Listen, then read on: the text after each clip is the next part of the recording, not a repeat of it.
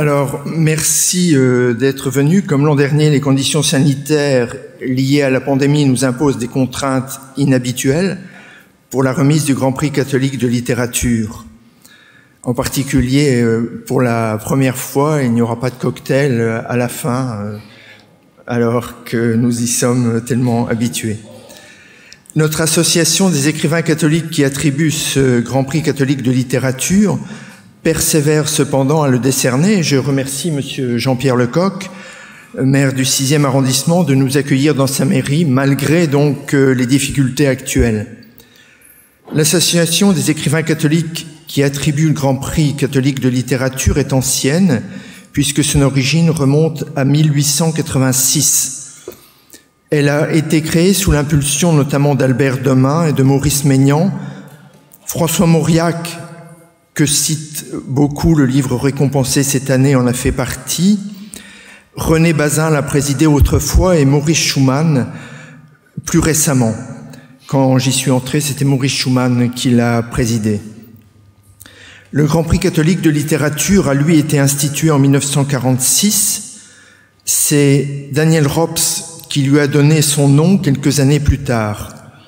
Parmi les lauréats, on peut citer Raïssa Maritain, Pierre-Henri Simon, le père de Lubac, André Frossard, Patrice de la Tour du Pin, Xavier Emmanueli, Jean Dutour, Fabrice Adjage et l'an dernier, Michel Bernard. Cette année, notre jury a décidé d'attribuer le Grand Prix à Xavier Patier pour son livre « Demain la France » aux éditions du Cerf. Je laisse la parole à Jean-Marc Bastière pour le présenter. Je dirais simplement, même si Jean-Marc Bastière reviendra peut-être sur cette question, qu'il est le petit-fils d'un illustre catholique. Il est le petit-fils d'Edmond Michelet. Voilà, je laisse Jean-Marc Bastière présenter Xavier Patier.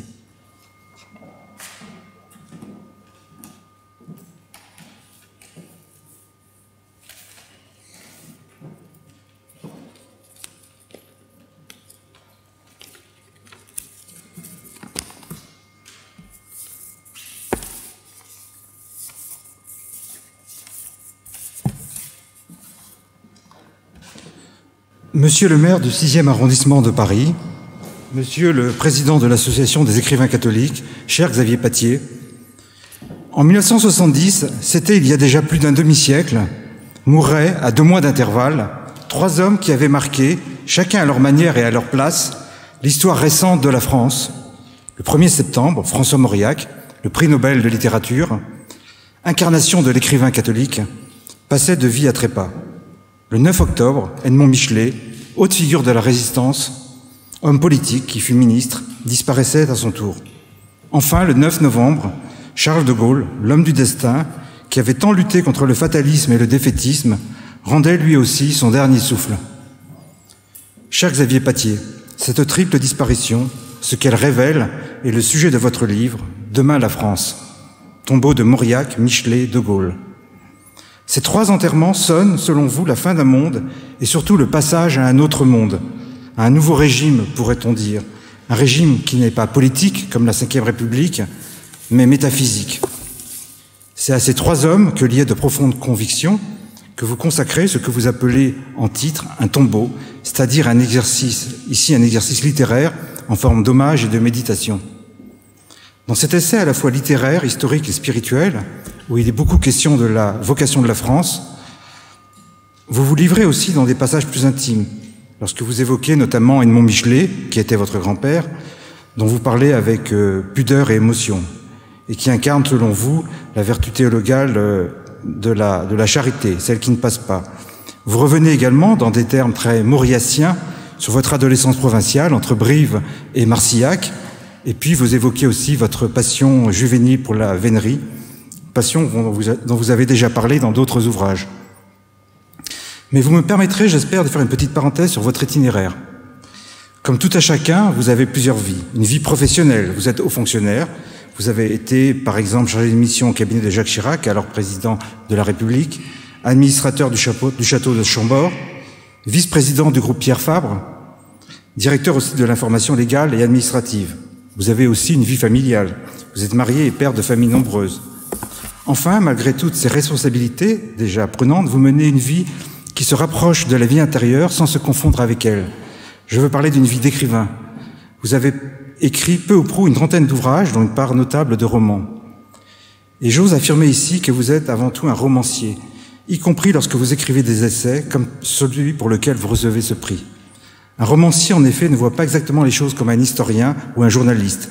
Plutôt que de chercher à produire une synthèse classique en se documentant de façon complète, le romancier va s'attacher à des détails en apparence insignifiants qui vont offrir un point de vue inattendu. C'est ce que vous faites précisément.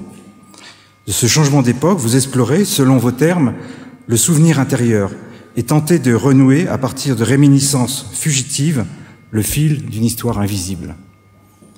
Cette fin de l'année 1970, vous aviez 12 ans alors, est le pivot d'un grand bouleversement. Depuis 50 ans, il est toujours à l'œuvre. Nous ne le décrirons pas, puisqu'il forme la texture de notre histoire et de nos vies.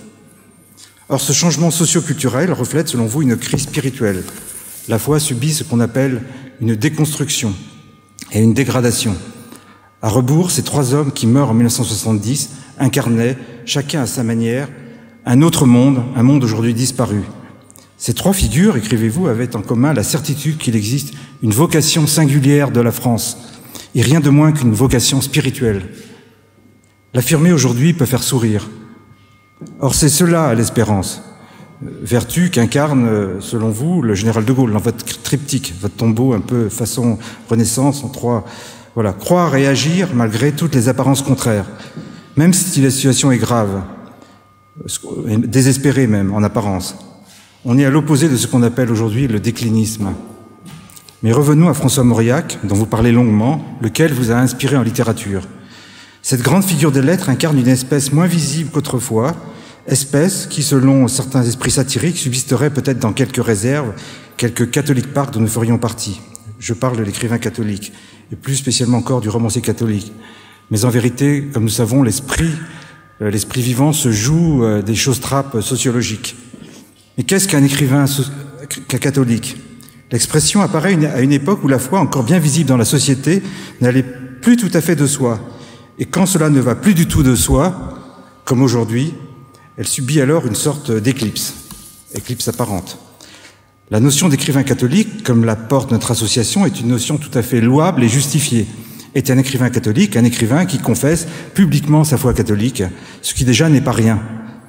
Et une association de ce genre joue à peu près le rôle des anciennes confréries, d'aider par exemple à pratiquer son devoir d'État. Et d'ailleurs, on pourrait, sans ironie, dire la même chose des plombiers catholiques ou des esthéticiennes catholiques. Cependant, avec la notion de romancier catholique apparaît peut-être une problématique assez singulière. François Mauriac a d'ailleurs écrit sur le sujet un petit livre, Le romancier et ses personnages. Je ne suis pas un romancier catholique, dit-il en substance, mais un catholique qui écrit des romans. C'est-à-dire que Mauriac s'engage tout entier dans les romans qu'il écrit. Il y va de toute son âme, de toute son intelligence, de toute sa sensibilité, bref, de tout son être, vie spirituelle comprise, avec ses lumières, mais aussi ses ténèbres intérieures qu'il affronte. Ces personnages, comme une Thérèse d'Esquerou, hantent le romancier. Il ne sait pas toujours où ils vont le mener. En lisant ces romans, beaucoup d'ailleurs de catholiques de son temps en furent troublés et même scandalisés. Cher Xavier Pathier, vous vous situez, je crois, dans la filiation de François Mauriac. Romancier catholique ou catholique qui écrit des romans, qu'importe l'appellation, romancier en tout cas. Ce que vous êtes, vous le mobilisez dans la création littéraire. C'est pourquoi vous êtes d'abord un écrivain incarné. Et l'incarnation, on le sait, est un des traits essentiels du christianisme. Cela va de cette sensibilité à la nature, à laquelle vous rendez hommage par la précision élégiaque de vos descriptions, aux personnages ancrés dans un territoire et un milieu social, de personnages qui vivent en vous, des êtres souvent pris dans une spirale de solitude ou piégés par la vie, que vous dépeignez avec une compassion clairvoyante. C'est une empreinte que l'on retrouve dans votre dernier livre, même s'il fait davantage la part aux idées, mais des idées vivantes, frottées au réel, trempées dans la mémoire. Et puis-je dire, pour conclure, que dans toute votre œuvre flotte un parfum de bonheur qui est la marque indélébile de l'espérance. L'espérance quant à la destinée de la France, que l'on retrouve dans votre essai « Demain la France ». On pourrait l'appeler aussi, je crois, la petite musique de la grâce.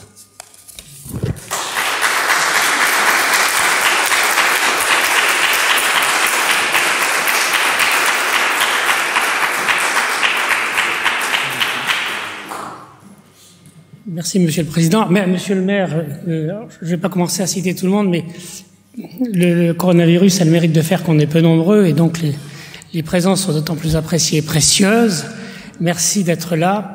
Je voudrais remercier Jean-Marc Bastière pour les propos qu'il a tenus. Je vais remercier aussi Monsieur Colosimo, qui est là, qui est au sein d'une institution de l'Église catholique, dans ce cas-là plus romain et latin, mais également le frère Escande et Fleur Trockenbrock, des éditions du Cerf, parce que je suis très content d'avoir ce prix pour plein de raisons que j'essaierai de ne pas trop détailler parce que ça serait trop long, mais je suis aussi très content parce que c'est pour les éditions du Cerf. Et alors, c'est amusant parce que Jean-Marc Bastière disait que j'étais avant tout romancier. Alors, je ne sais pas si j'étais avant tout romancier, mais ce livre, mon idée initiale était d'en faire un roman. C'est-à-dire que j'avais cette idée un peu folle. Mauriac a fait son dernier roman achevé, c'est L'adolescent d'autrefois. Faire une espèce de nouvelle adolescent d'autrefois, un adolescent d'aujourd'hui. Sauf qu'un roman demande une énergie et des épaules telles que je ne les avais pas à ce moment-là. Et je suis parti dans la voie, finalement, pour moi, plus facile, d'un essai, mais assez libéré de la forme de l'essai, puisqu'un essai comportant des parts de récit. Et cet essai était dédié à François Mauriac, jusqu'au jour où Jean-François Colosimo m'a dit, mais pas du tout. Cet essai doit être aussi sur Michelet et De Gaulle, parce qu'effectivement, j'en parlais un petit peu, c'est-à-dire que il y a eu la disparition concomitante, en 70, de 3 personnages fondateurs de ce à quoi nous croyons à l'époque. Et donc ce livre est devenu passer d'un roman à un essai, et d'un essai sur François Mauriac à un essai sur la vocation de la France à travers 3 personnages. Et donc, Mauriac y joue un rôle essentiel, mais pas exclusif. Et donc, le livre doit un petit peu, effectivement, aux critiques pertinente et insistante de Jean-François Colosimo, que je remercie aussi pour cela. Voilà. Et je voulais dire aussi, alors j'avais prévu, non pas, rassurez-vous, j'ai noté le nom, et le président les a déjà cités, de l'extraordinaire compagnonnage de ce prix, qui fait penser un peu à la prière eucharistique numéro 1, L'un, Clé, Clément, Six, Corneille, etc. Et là, on est en très bonne compagnie. Raïssa Maritain, Henri Kefelec, Pierre-Henri Simon, René Massy, Henri Lubac, André Frossard, Patrice Latour du Pin, Francis Varillon, Jacques de Bourbon-Musset, Maurice Schumann qui l'a présidé, Stanislas Humet, Bernard Brault, et surtout Jean Charbonnel. Parce que là, je vais vous apprendre un truc. C'est la 2e fois que ce prix est décerné à un ouvrage consacré à Edmond Michelet. Puisque Jean Charbonnel, et ça devait se passer en 1985, a eu ce prix décerné à la mairie du 6e arrondissement, je pense que c'était Pierre Bas à l'époque, pour son livre Edmond Michelet, aux éditions Beauchesne. Donc je suis doublement ravi de pouvoir parler d'Edmond Michelet ici, à cette même occasion. Et pour terminer, écrivain catholique. Alors c'est vrai, Jean-Marc Bastière a raison, Mauriac a dit qu'il n'était pas un écrivain catholique, mais un catholique qui écrivait des romans. Alors bien savant qui peut dire ce qu'il voulait différencier entre les deux. Ce que je constate aujourd'hui, c'est que nous appartenons à une génération qui s'est construite en même temps qu'un monde se déconstruisait autour d'elle. Et alors la déconstruction, honnêtement, on est arrivé à une forme de paroxysme. On nous a appris il y a quelques années qu'il n'y avait pas de culture française, qu'il fallait déconstruire l'histoire de France, maintenant qu'il faut déconstruire les grands corps de l'État ou je ne sais quoi, ou l'État lui-même, on ne sait plus très bien. Et on nous dit aussi, finalement, qu'il n'y a plus d'identité. Autrement dit, on attend la prochaine séquence, c'est il n'y a pas d'écrivain catholique, puisqu'il n'y a pas de culture française. Et ça me fait plaisir de pouvoir revendiquer ici le fait que un catholique qui écrit des romans, ou qui écrit des articles, cher Jean-Marc Bastière, ou qui écrit des livres, Monsieur le Président, est un écrivain catholique, est un romancier catholique.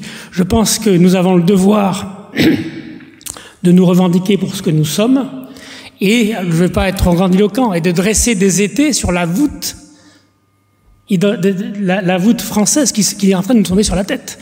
Elle n'est pas encore complètement tombée, et je pense que chacun, là où nous en sommes, c'est effectivement sur les questions de l'être qu'on doit se battre, avant de se battre sur les questions des programmes, des intentions ou des intérêts particuliers. Voilà, j'ai été beaucoup trop grandiloquent et trop long. En tout cas, merci beaucoup. Je suis très heureux de cette remise de prix en petit comité. Merci de votre accueil, Monsieur le maire. Merci à l'ensemble du jury que je n'ai pas cité et qui a eu la faiblesse de lire, je l'espère, en tout cas de couronner ce livre. et merci aux amis qui sont venus.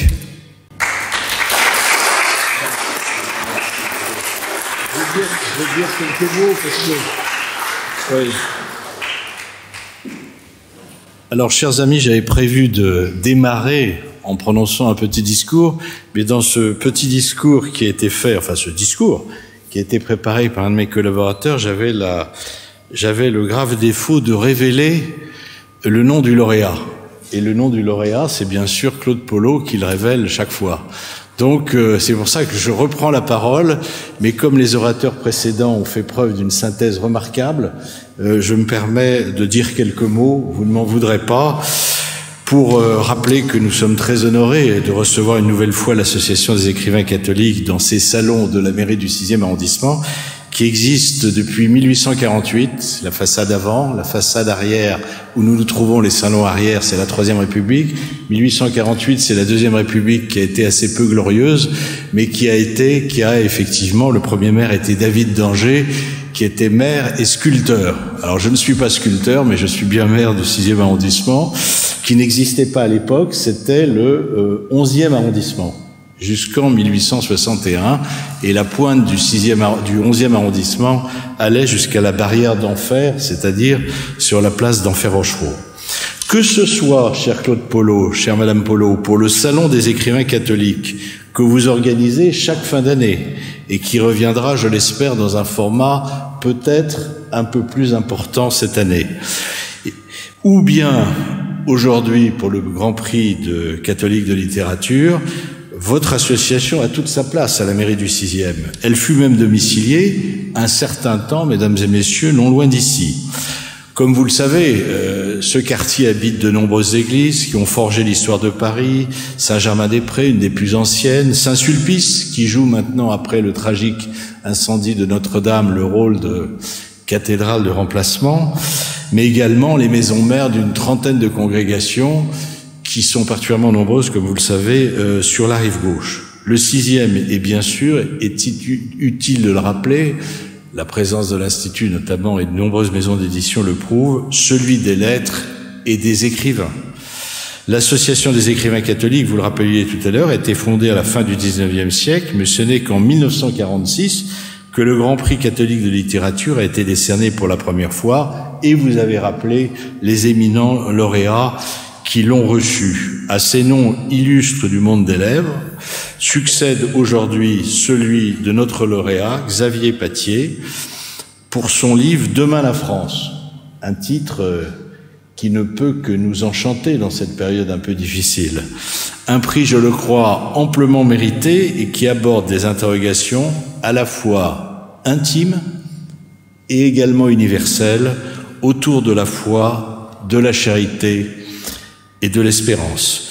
Dans votre ouvrage, vous faites se rencontrer votre histoire avec celle de notre pays. Vous évoquez, vous le rappeliez, la figure de votre grand-père, Edmond Michelet, ancien résistant déporté et garde des Sceaux de Charles de Gaulle, qui disparaît la même année que le général et que François Mauriac. Vous avez alors 12 ans. Un demi-siècle plus tard, vous convoquez vos souvenirs d'enfance et la mémoire de ces trois grands hommes qui manquent tant à notre pays. Demain la France est en quelque sorte, vous me permettrez d'utiliser ce terme, en même temps, le bon en même temps, une ode, un cri qui nous exhorte à se battre pour que la nation retrouve le chemin de l'honneur et de la vitalité.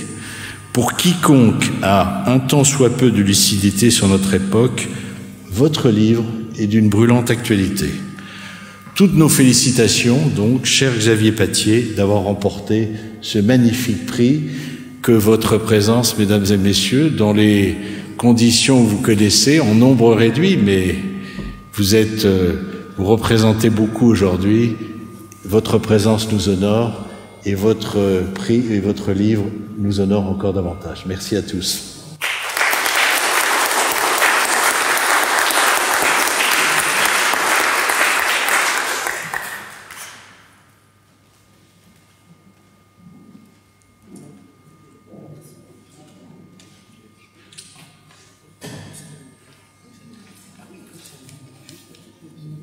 Alors, je vais